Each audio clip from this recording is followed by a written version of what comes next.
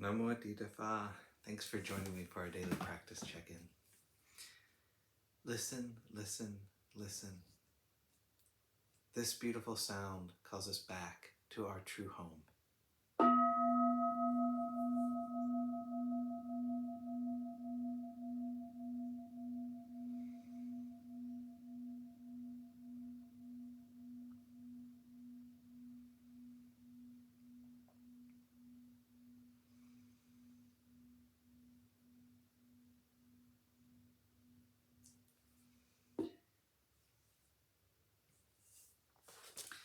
The second mindfulness training.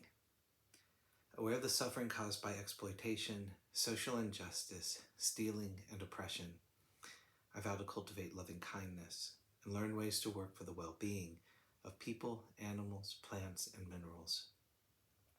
I will practice generosity by sharing my time, energy, and material resources with those who are in real need. I'm determined not to steal and not to possess anything that should belong to others. I will respect the property of others, but I will prevent others from profiting from human suffering or the suffering of other species on earth.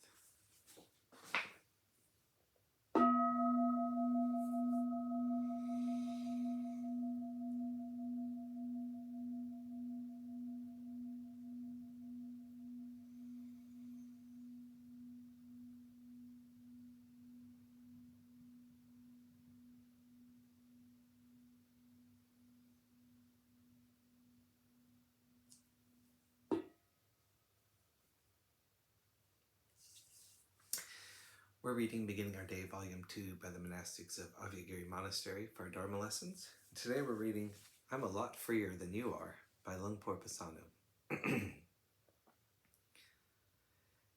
Yesterday, a group of us went over to the city of 10,000 Buddhas for a commemoration of Master Huan Hua's 50th anniversary of coming to America. This morning, while I was sitting, I remembered something said by Doug Powers, a longtime disciple of Master Hua. He had mentioned yesterday that Master Hua would both tease and challenge the students who came to study with him in the 60s and 70s, because at that time there was a strong ethos of people seeking freedom in many different ways. Master Hua would say, "You think you're free, but I'm a lot freer than you are." Our ways of trying to measure freedom by trying to do what we want, as well as when, how, and where we want to do it, assumes that these ways will result in our experiencing freedom. And putting forth that challenge, Master Hua was questioning how people can measure freedom when they are still following their greed, hatred, and delusion. How can they be free when that's the case?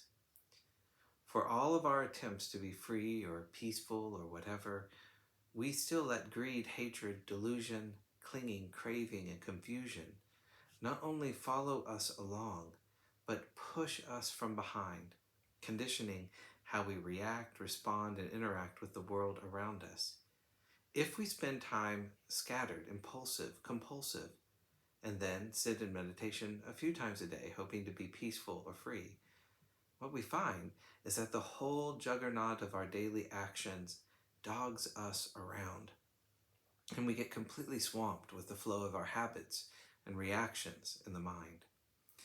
By using the Buddha's path of practice, bringing mindfulness into our day-to-day activities, we encourage a certain clarity, precision, and circumspection with the things that we do. By doing this, we bring some measure of freedom from greed, hatred, and delusion into the little activities we engage in every day. For example, when we clean up after the meal or after tea time, what is the first impulse? Sometimes it's simply to get up and move on to the next thing, engage in conversation or whatever.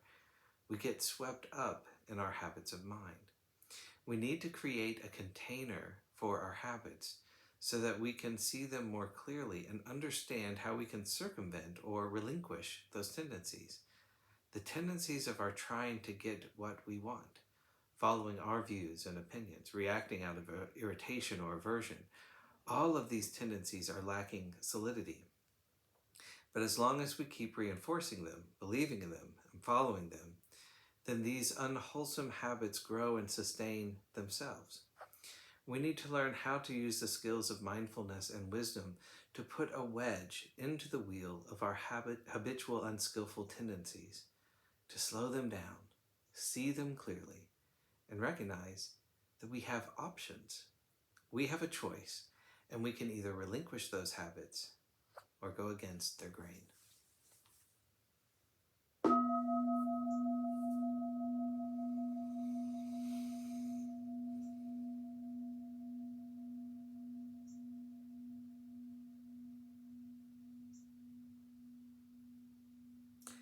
May all beings be well. May all beings be happy.